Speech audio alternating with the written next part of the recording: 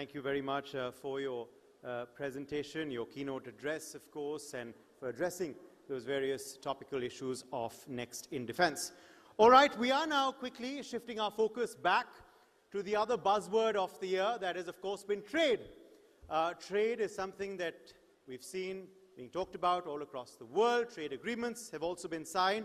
And on the, again, very, very topical, pertinent, and interesting keynote address on trade, taxation, tariffs, and the fight against smuggling as part of our NXT in Trade segment, we are very, very privileged to now be joined by member of the National Assembly of South Africa, Mr. Alan Beasley. Mr. Beasley, could we please have you on stage for your keynote address? Let's keep the applause going. We need the energy in the room to continue to grow now as the evening continues. Thank you. Trade, taxation, tariff, and the fight against smuggling and illicit trade.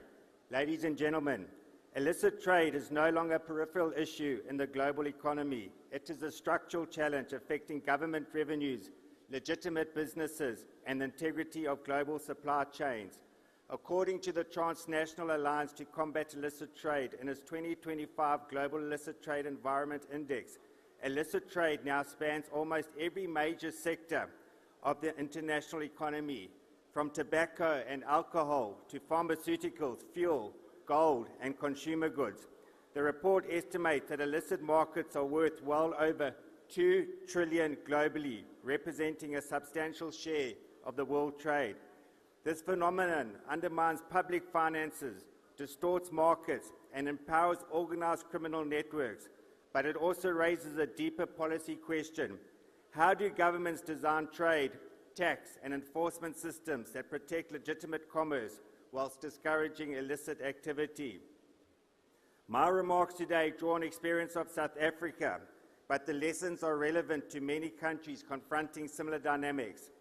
South Africa today illustrates a striking divergence between two economies.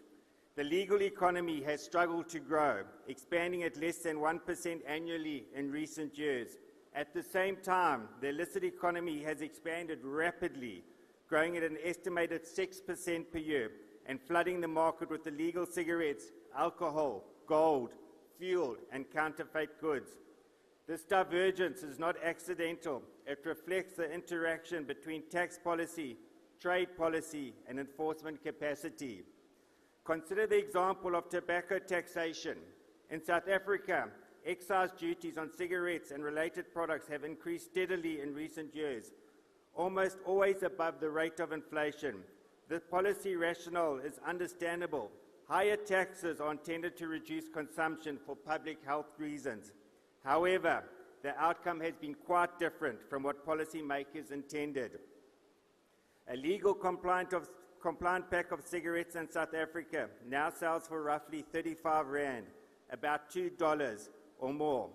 Illicit cigarettes, by contrast, can be purchased for 10 Rand, or roughly half a dollar, often in the same retail environment. They are 80% cheaper than legal products.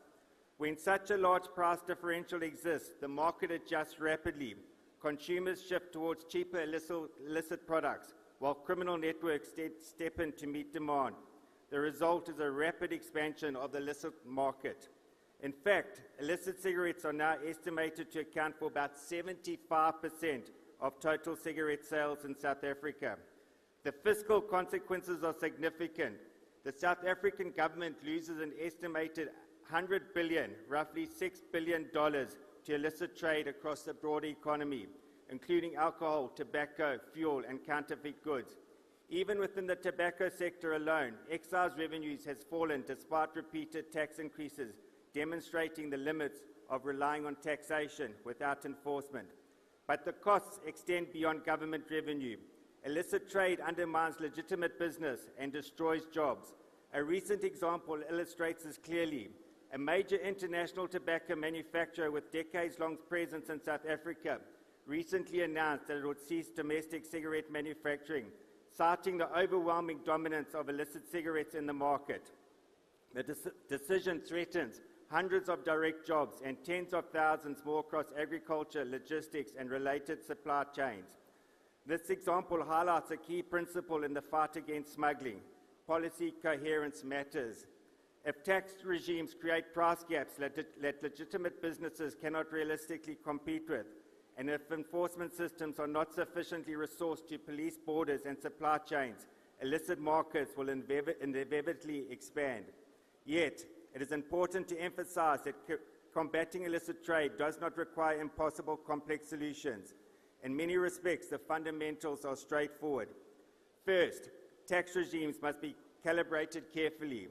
Excise duties, particularly on products like tobacco and alcohol, should not increase so rapidly that they create extreme price disparities between legal and illicit products. Moderating the price of increases can narrow the incentive for smuggling while persevering the viability of legitimate industries.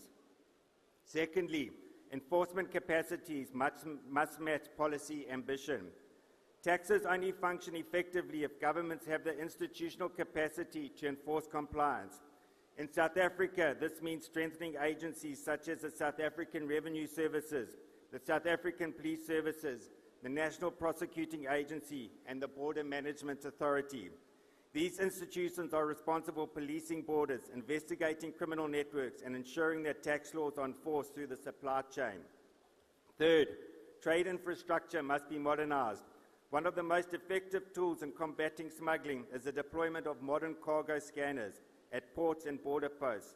Advanced container scanners, risk-based cargo inspections, and integrated customs intelligence systems dramatically improve government's ability to detect illicit shipments before they enter the domestic markets. In many developing economies, including South Africa, insufficient capacity at major ports remains a critical vulnerability